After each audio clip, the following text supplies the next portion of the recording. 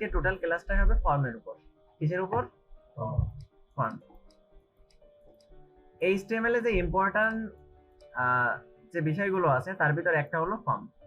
ঠিক আছে, এইটা প্রচুর পরিমাণ ইউজ হয় আর লাগবেই। এমন কোনো ওয়েবসাইট নেই যে ওয়েবসাইটে একটা ফর্ম থাকে না।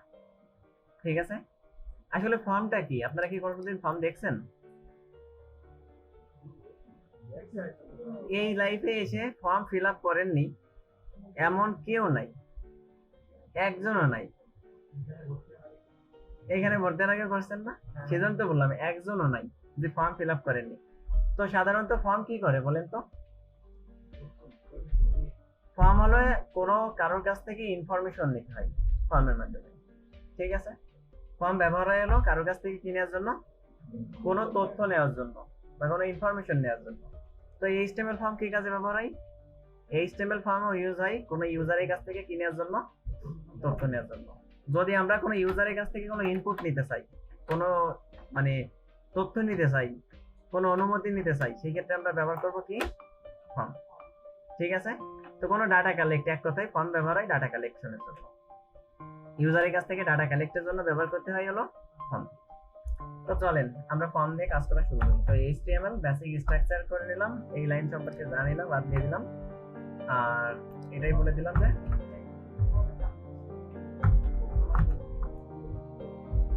আচ্ছা এইচটিএমএল ফর্ম। তো ফর্ম করতে গেলে সাধারণত দেখেন, যেমন আমরা যদি ফেসবুকে যাই, একটা ফর্মের একটা উদাহরণ দিই, এফএসসি। যদি ফেসবুকে যাই তাহলে এই যে দেখতেছেন ইউজারের কাছ থেকে ইনপুট নেওয়ার একটা জায়গা, এইটা একটা ফর্ম। তারপরে ক্রিয়েট অ্যাকাউন্ট আসলে এই যে দেখতেছেন এটা হলো একটা ফর্ম।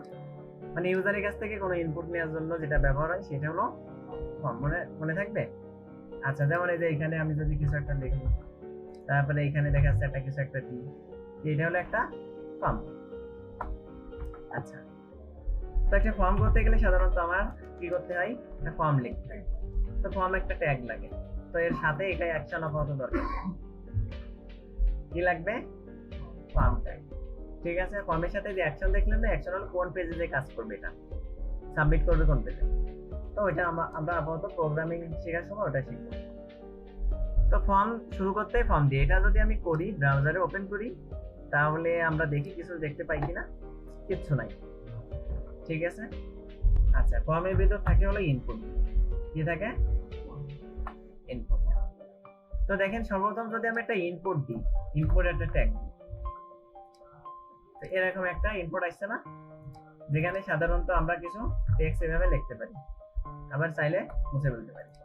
ঠিক আছে, আচ্ছা, যদি আমরা শুধু ইনপুট ব্যবহার করি তাহলে যেটা হয় যে ইনপুট টাইপ টেক্সট আসে। সাধারণত প্রত্যেকটা ফর্মের সাথে একটা কি থাকে? টাইপ, মানে কোন টাইপের ইনপুট আমি নিতে চাচ্ছি।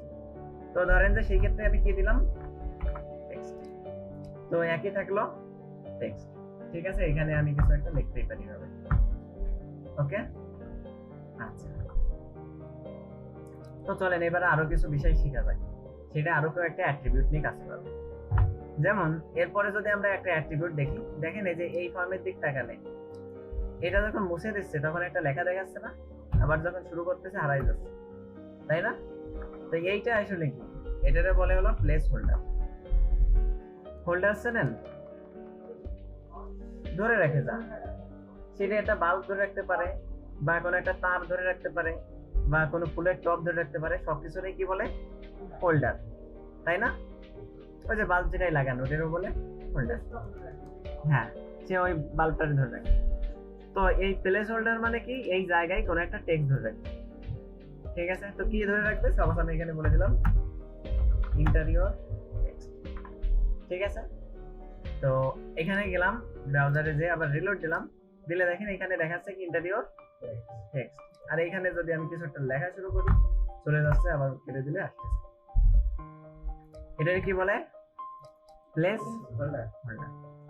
ঠিক আছে, আচ্ছা, দ্বিতীয়ত কি ব্যবহার করতে হয়? আমরা চাইলে একটা ভ্যালু ব্যবহার করতে পারি। যেমনটা ধরেন যে কারো ফোন নাম্বার দেবো, সেই ক্ষেত্রে আমরা শিওর যে বাঙালি হবে, তো বা কারোর নাম হবে, নামের আমরা চাচ্ছি সবার মিস্টার ব্যবহার হবে।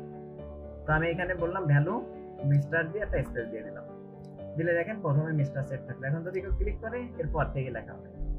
মিস্টার একটা স্পেস, এই ভ্যালুটা আমরা দিয়ে দিলাম। বুঝতে পারছেন? হ্যাঁ, প্লেসহোল্ডার তো থাকবে না ভ্যালু থাকলে, কারণ এটা কেটে দিলেই তখন হলো ভ্যালু। ঠিক আছে, এটা বুঝতে পারছি? আচ্ছা, তো তারপরে কি আছে, আমরা এই ফর্মটারে চাইলে রিড অনলি করে ফেলতে পারি। কি করতে পারি? Read only. এটা শুধু এখন আমরা পড়তেই পারবো, এখানে কিছু লিখতে পারবো না। দেখেন আমি যে লিখতেছি, কারণ এটা এখন কি হয়ে গেছে? রিড অনলি হয়ে গেছে। চাইলে এটা আমরা কি করতে পারি?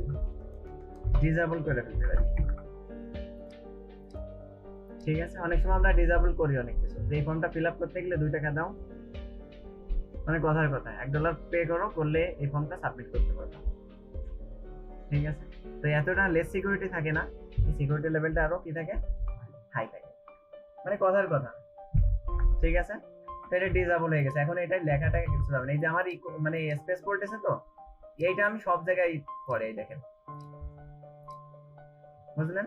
কিন্তু এটা লেখার জন্য না, এমনি এটা পড়ে সব জায়গায়, ক্লিক করলে আমরা সেখানেই তাই। আচ্ছা, ক্লিয়ার? এটা ডিসেবল হয়ে গেছে। কপি করতে পারেন, সমস্যা নেই। আচ্ছা, এতটা ক্লিয়ার? চলেন এরপরে আমরা একটা বাটন বানাই নিয়ে আগে, সাবমিট বাটন। তো আমরা কি করব, সাপোজ এই সার দিয়ে আলাদা করে, এই সার দিয়ে আলাদা করে এর ভিতর আর একটা ইনপুট নিলাম, সেই ইনপুটটার নাম হলো সাবমিট। ঠিক আছে, নেম টেম আমরা আবার ইউজ করব। তো কি নাম? এই যে এরকম সাবমিট একটা বাটন আছে। কোনো আমরা যে কোনো ইনপুট বা যে কোনো ফর্মের যে এলিমেন্ট গুলো আছে সেইগুলোর, এই যে যেমন এখানে ডাটা দিছি, কি দিয়ে দিছি? ভ্যালু। তাহলে নিঃসন্দেহে এখানেও ভ্যালু হবে। ভ্যালু মানে ও যে ভ্যালুটা আছে এই মুহূর্তে শো করতেছে যেটা, ওইটা সেভ হবে। তো দেখেন আমি এখানে কি করতে পারি, একটা ভ্যালু দিয়ে দিতে পারি। আচ্ছা, রেজিস্ট্রেশন দিতে, যেহেতু লগ ইন করতে গেলে শুধু ইউজার নেম পাসওয়ার্ড লাগে, এখানে অনেক হয়েছে। দেখেন এটা দিলে যে সাবমিট হয়ে যাচ্ছে, এখানে দেখেন রিলোড হচ্ছে। আচ্ছা, এটা বুঝতে পারছি। এখন আমি আরো একটা জিনিস শিখাই, সেটা হলো এই যে ফর্ম, অনেক সময় কিছু ফর্ম আছে যে ফর্ম আমি ভ্যালুটা আপাতত উঠাইনি। অনেক সময় কিছু ফর্ম থাকবে যে ফর্মে সাধারণত কিছু না লিখে আমরা সাবমিট করতে পারি না, মানে রিকোয়ার্ড ফর্ম একটা থাকে, তাই না? রিকোয়ার্ড, তো আমরা রিকোয়ার্ডের জন্য রিকোয়ার্ডই লিখে দেবো। যদি রিকোয়ার্ড লিখে দিই, তাহলে এখানে এসে দেখেন সাবমিট করতে গেলে আমি বলতেছে কি করতে হবে, please fill out this field. এই ফিল্ডটা আগে তুমি কি করো, ফিল আউট। হয়েছে? আচ্ছা, এখানে একটা ইসার ট্যাগ দিলাম। এর সাথে আপনি এরকম দিতে পারতেন, এরকম যে ইউজার নেম বা ফুল নেম, এরকম একটা কিছু লিখে দিতে পারেন। ঠিক আছে, অথবা এটা দিয়ে আপনি এখানে একটা ব্রেক দিয়ে দিতে পারেন, এরকম। বুঝতে পারছেন? আচ্ছা, তো এখন এই যে এইসার দাগের মধ্যে সাপোজ আমি এরপরে একটা ইনপুট নেব, এটাতে ইনপুট টাইপ টেক্সট। এবার সাপোজ একটা ইনপুট নেব, ধরেন যে ইমেইল ইনপুট নেব। কি নেব? ইমেইল। তাহলে কি করতে হবে, ইনপুট টাইপটা কি হবে? তাহলে ইমেইল হবে।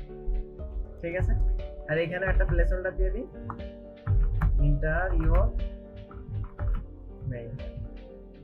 ঠিক আছে, বা এখানে ইমেইলই সরাসরি দিয়ে দিই, সেভ করলাম, এটা ইমেইল। এখন এটার সুবিধাটা কি আছে? আচ্ছা, এটা রেকর্ড করে রাখছিলাম, তো রেকর্ডটা আপনি উঠাই দিই, প্রতিবার ভ্যালু দিয়েটা আমার জন্য ঝামেলা হয়ে যাবে। ঠিক আছে, ধরেন যে আমি এখানে ফুল নেম, আমি একটা নাম দিতেই পারি, বা এখানে আমি লিখে দিই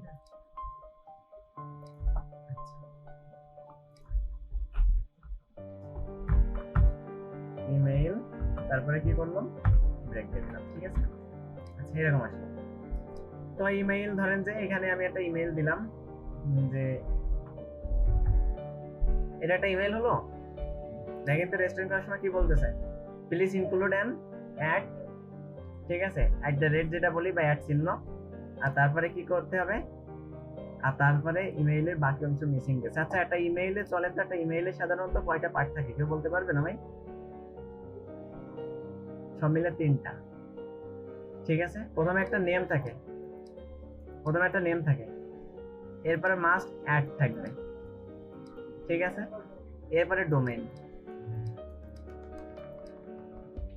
ডোমেইনটা কি হতে পারে? ধরেন যে নাম, আপনার নাম, দেখেন যে মোকসেদ, কুদ্দুস বা মফিজ, যা খুশি দিতে পারেন, সমস্যা নেই, বা হাবলু, সমস্যা। তো অ্যাড থাকবে, অ্যাডের পরে কি হবে? ডোমেইন নামটা আসলে কি হবে? gmail.com হতে পারে, অথবা ধরেন যে yahoo.com হতে পারে, মানে পৃথিবীতে যত ডোমেইন আছে, facebook.com হতে পারে। ঠিক আছে, পৃথিবীতে যত ডোমেইন আছে, আপনার নিজের একটা abcd.com নামে যদি একটা থাকে তাও হতে পারে। যাই হোক, একটা কি হতে হবে? ডোমেইন হতে হবে। এখন আমরা সাধারণত জিমেইলটাই বেশিরভাগ বুঝি যে ইমেল মানে জিমেইলটাই হবে বা ইয়াহু হবে। এরা সাধারণত কি করে? মেইল সার্ভিস প্রোভাইড করে। বোঝা গেছে? এরা কি করে? এই মেইল সার্ভিস দেয়। যেমন gmail.com, এরা মেইল দেয়। yahoo.com, hotmail.com। আচ্ছা, তো মেইলের 3টা পার্ট, অ্যাড দিলেও হবে না, অ্যাডের পরেও আরেকটা অংশ মিসিং আছে। তারপরে দেখেন যে কিছু একটা দিয়ে দিলাম, এখন সাবমিট। ঠিক আছে, আচ্ছা, এতটুকু ক্লিয়ার। এরপরে আমরা ইনপুট টাইপটা কি করি? পাসওয়ার্ড ইউজ করি। ইনপুট টাইপ কি? পাসওয়ার্ড ইউজ করি। চলে, আচ্ছা, আমরা এখানে লিখে দিলাম যে কি, এই টেক্সট কিন্তু খালি বুঝতে পারছেন? এটা যে দিতে হবে তেমন কিছু না, আপনার মূল অংশ হলো এতটুকু। আমি শুধু বোঝার সুবিধা দিচ্ছি যাতে ভালো লাগে দেখতে। এমনি খালি একটা টেক্সট দিয়ে ব্রেক দিয়া। আচ্ছা, তাহলে পাসওয়ার্ডের ক্ষেত্রে কি হবে? টাইপটা পাসওয়ার্ড। ঠিক আছে, আর এখানে কি হবে? ইনপুট টাইপ পাসওয়ার্ড দিয়ে কি সুবিধা পাইছি সেটা হলো, এখানে যদি আমি কোনো পাসওয়ার্ড লিখি সেটা শো করবে। এই যে এক্সট্রা ফ্যাসিলিটি পাচ্ছি। এখন ধরেন যে আপনার ফ্রেন্ডের বিভিন্ন সময় পিসিতে বসেন না, বা আপনার ফ্রেন্ড এসে বিভিন্ন সময় আপনার পিসিতে বসার পরে আপনি পাসওয়ার্ডটা সেভ করে রাখেন। তো যদি ফেসবুকে লগ ইন করতে যাই, তখন এরকম একটা পাসওয়ার্ড দেখে না, ওই পাসওয়ার্ডটা কপি করতে পারবে?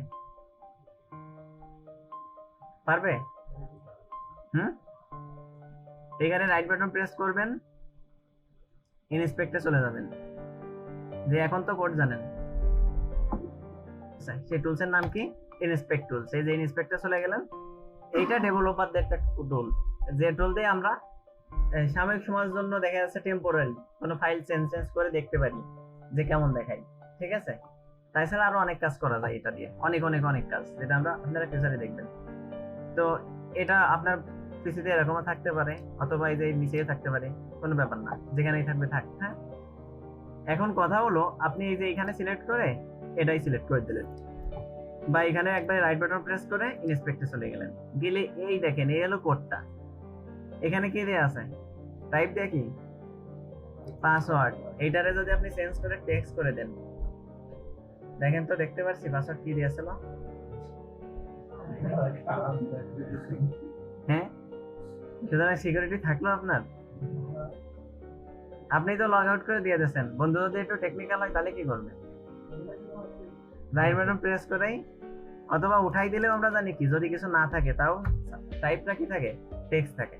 প্রথমে যে দেখছিলাম শুধু ইনপুট থাকলে টাইপটা টেক্সট, তো যে থেকে গেল, ঝামেলা হয়ে গেল না? তাহলে ওই যে খারাপ কাজে ব্যয় করা যাবে না, এটা ফিশিং বলে, এটা করা যাবে না। ঠিক আছে, এটা করা যাবে না। বুঝতে পারছি তাহলে? আচ্ছা।